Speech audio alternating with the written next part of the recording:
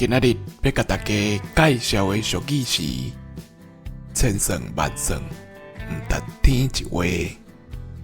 这句话咧形容人搁较安怎搞算，也袂堪你天公伯啊，甲你画一撮。比在讲我一个当创的买一块地，要家己起别庄，所有的建材拢用上好的，规间起起来，原来爱开几6千咧。